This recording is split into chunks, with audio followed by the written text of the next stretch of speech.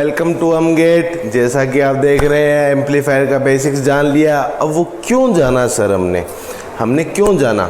हमने इसलिए जाना कि वो वोल्टेज एम्पलीफायर यहाँ पे काम आएगा। उनमें से एक 4 एम्पलीफायर पड़े, उनके बेसिक्स इसलिए जाने क्योंकि अभी बहुत इंपॉर्टेंट काम आएगा।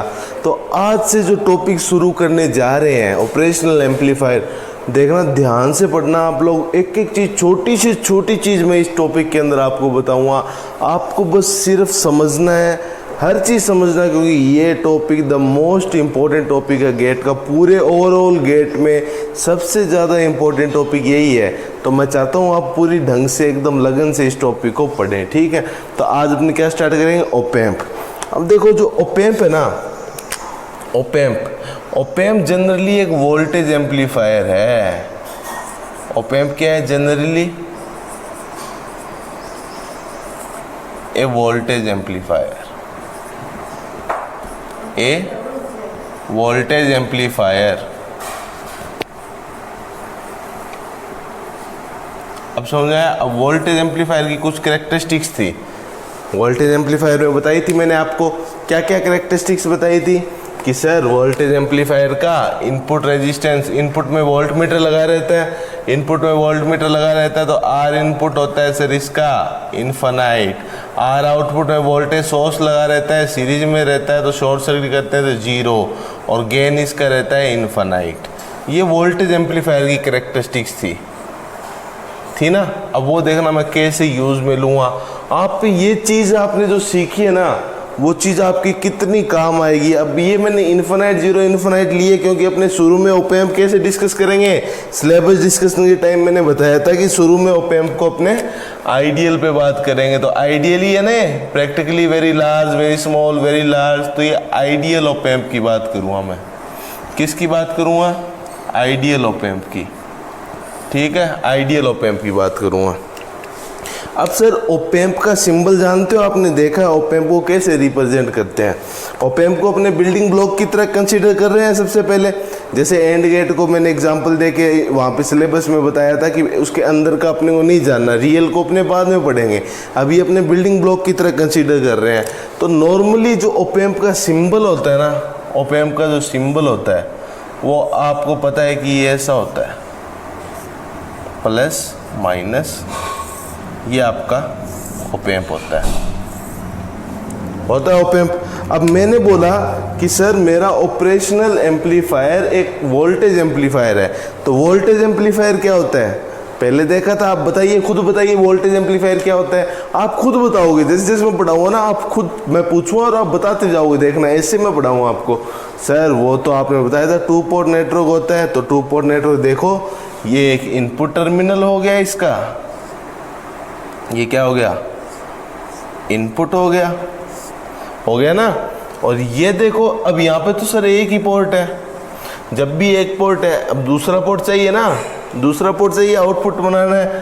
तो ये दूसरा मैंने ग्राउंड कर दिया। ये आगे आएगा एक क्यों है, ठीक है। डिफरेंशियल एम्पलीफायर में, इसमें रियल में बताऊंगा तो मैं सब कुछ आएगा। तो दूसरा मैंने पोर्ट ग्राउंड मान लिया, तो ये दूसरा आउटपुट पोर्ट हो गया ना। अब हो गया ना 2 पोर्ट, एक जगह इनपुट एक जगह आउटपुट, ठीक है। अब देखिए सर, आप बताइए मेरे को, जो वोल्टेज एम्पलीफायर की जब बात की थी आप लोगों ने, वोल्टेज एम्पलीफायर की बात की थी, तो इनपुट के अंदर आप लोग क्या मेजर करते थे? ये सिंबल था। चलो अब एक अलग से मैं बना देता हूँ यहाँ पे, आप देखिए ऑपरेशनल एम्पलीफायर के लिए, ठीक है। थोड़ा और बड़ा कर लेता हूँ ताकि और अच्छे से दिखे आपको।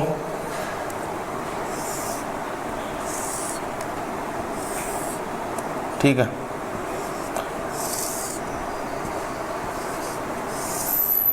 ठीक है। और ये आपका, ठीक है। अब एक बात बताइए, वोल्टेज एम्पलीफायर पढ़ा था आपने? वोल्टेज एम्पलीफायर में आपने कहा था कि सर उसमें इनपुट में कैसे, क्या वोल्ट मेजर करते हैं? इनपुट में वोल्टेज मेजर करते हैं। वोल्टेज एम्पलीफायर में इनपुट में वोल्टेज मेजर करते हैं। तो उसके लिए क्या लगाते हैं? Volt meter. वोल्ट मीटर लगाया था ना, वोल्ट मीटर लगाया था।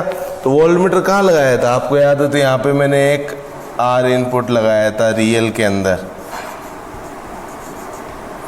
आर इनपुट लगाया था ना, ठीक है लगाया सर।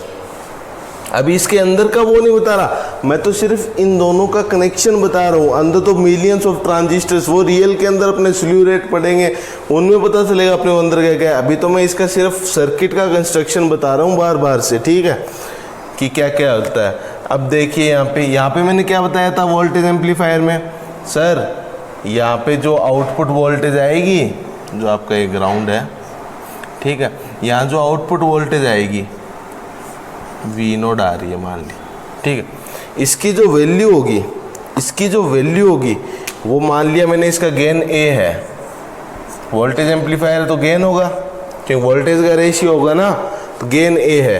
तो V node equals to A into V input, और ये वी इनपुट क्या है, voltage across voltmeter, voltmeter ही वोल्टेज नापेगा ना, तो वोल्टेज अक्रॉस वोल्ट मीटर, ये आपका वी इनपुट हो गया, ठीक है। अब ये वी इनपुट क्या है, आप देख रहे हो ये प्लस वाला टर्मिनल है, ये माइनस वाला है, तो वी इनपुट क्या है, इसके अंदर अपने क्या नाम से बोलेंगे, प्लस और माइनस में जो वो पोटेंशियल आ रहा है, डिफरेंस आ रहा है, तो वी इनपुट का ना जो ऑप एम्प के अंदर जो नेम होता है ना, उसको बोलते हैं डिफरेंशियल वोल्टेज, वीडी, वीडी से डिनोट करते हैं, ठीक है, डिफरेंशियल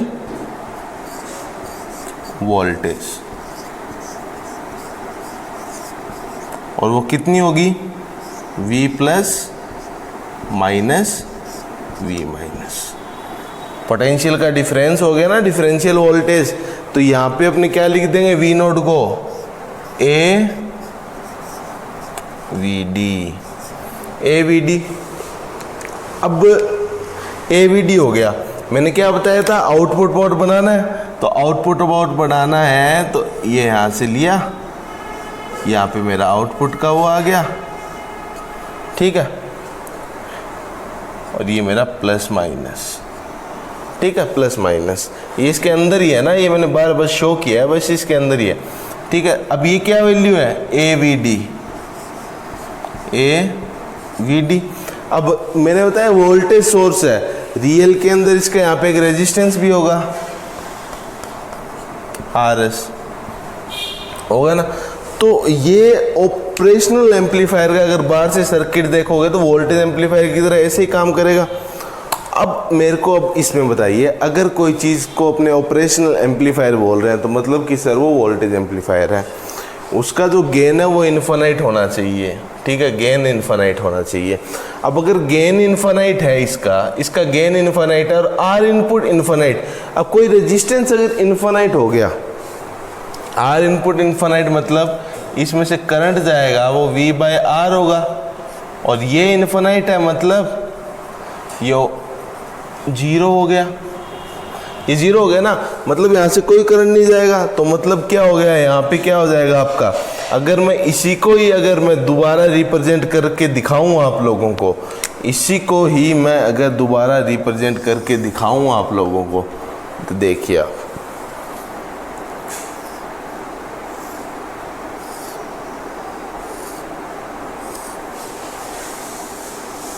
ठीक है, ये हो गया, और यहाँ पे आपका ये ऐसे मान लो,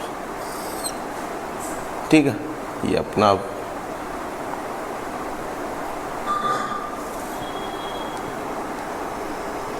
थोड़ा सा, ठीक है, ये आपका सही। अब देखिए अगर ये आर इनपुट जीरो हो गया, यहाँ से करंट जीरो हो गया, मतलब ये हट गया, ये हट गया, मतलब सर ये तो इसे ओपन हो गया यहाँ से, ठीक है, और आर आउटपुट जीरो का मतलब क्या हो गया, V equals to I R, इसका मतलब क्या हो गया, V equals to I R, resistance zero मतलब वोल्टेज जीरो, वोल्टेज जीरो मतलब शॉर्ट सर्किट, वोल्टेज जीरो मतलब शॉर्ट सर्किट, मतलब ये रेजिस्टेंस जीरो हो गया ना आपका, तो मतलब यहाँ से ये क्या हो जाएगा, शॉर्ट सर्किट हो जाएगा, और यहाँ पे आपका ये रह जाएगा प्लस माइनस, और ये आपका ग्राउंड, और ए वी डी, ये हो गया ना फाइनली। मतलब क्या है देखो इस चीज़ का, अगर आप किसी चीज़ को ऑपरेशनल एम्पलीफायर बोल रहे हो ना, किसी भी चीज़ को, तो उसके जो अंदर करंट जा रहा है दोनों पोर्ट से, प्लस से माइनस से, यहाँ से मान लिया मैंने I1, ये 0 एम्पियर और ये I2। समझे बात? मतलब यहाँ से अगर आइडियल ऑप एम्प की जब भी बात करोगे ना, दोनों इनपुट टर्मिनल से जो करंट जाएगा 0, क्योंकि यहाँ पे ओपन सर्किट होता है। तो ऑपरेशनल एम्पलीफायर की अगर आप बात करोगे तो इसकी पहली क्या कैरेक्टरिस्टिक्स है कि सर इसका R इनपुट इनफाइनाइट है, R इनपुट इनफाइनाइट है, ठीक है। दूसरी क्या है, R इनपुट इनफाइनाइट मतलब क्या है, इसका करंट यहाँ से इसमें से 0 होगा। तो इसका होने का ये बेनिफिट हो गया कि इसमें आगे पता लगेगा आपको ये चीज़ कैसे काम आएगी। तो मतलब करंट नहीं जाएगा, current can not flow, I = 0 both terminal के अंदर, ठीक है। दूसरा क्या है, R आउटपुट 0 हो गया, R आउटपुट 0 हो गया, शॉर्ट सर्किट हो जाएगा उसकी वजह से। तीसरी, अगर आप ऑपरेशनल एम्पलीफायर को अगर आप बोल रहे हो आइडियल, तो जो इसकी मेन कंडीशन है वो इसका गेन कितना होना चाहिए, इनफाइनाइट, इनफाइनाइट। अब ये तीनों चीजें आपको तभी पता लगी जब आपको वोल्टेज एम्पलीफायर पता था। अब मैं डायरेक्ट ऑप एम्प करवाता तो ये आपको कैसे पता लगता, नहीं लगता ना। तो इसका बेनिफिट ये हो गया कि सर हमें पता लग गया कि वोल्टेज एम्पलीफायर का क्या यूज़ हुआ। इसलिए मैंने आपको एम्पलीफायर का बेसिक्स पहले बताया ताकि आपको वो, अब मैं आपको कैसे पढ़ा रहा हूँ, देखो सर्किट में भी ऐसे पढ़ा रहा हूँ कि देखो एक इंटेलिजेंट और ब्रिलियंट और ये सारी चीज़ें होती है ना, कुछ नहीं होती है। स्टूडेंट जो होता है ना, वो अगर मैं डायरेक्ट पढ़ाता तो आप ये कॉम्प्लेक्स हो जाता कि ये इसको मान लिया, चलो ऐसे ही मान लिया। बट ये मैंने वोल्टेज एम्पलीफायर पढ़ाया ना आपको, पहले वोल्टेज एम्पलीफायर पढ़ाया, आपके बेसिक्स क्लियर हुए। अब आपको बताइए क्यों है, बस ये डिफरेंस रहता है, ये थिंकिंग का डिफरेंस रहता है। मैं कह रहा हूँ ना, आप नॉलेज देखिए, पीछे की चीज़ें सीखिए तो आगे की चीज़ें आसान होगी। फंडामेंटल स्ट्रॉन्ग रखने चाहिए हमेशा हर चीज़ के। तो बेसिक्स अगर अच्छे होते हैं ना तो हर कॉम्प्लेक्स से कॉम्प्लेक्स चीज़ अच्छी सही लगती है।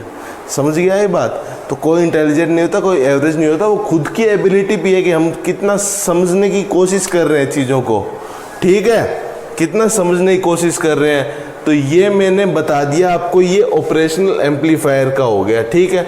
ये आप लोग नोट कर लीजिए, ये आप लोग नोट कर लीजिए। इसके आगे का अपने देखते हैं, फिर इसके बाद में मैं आपको बताऊंगा कि सर वर्चुअल ग्राउंड कंसेप्ट क्या होता है, ठीक है, नोट कर लीजिए।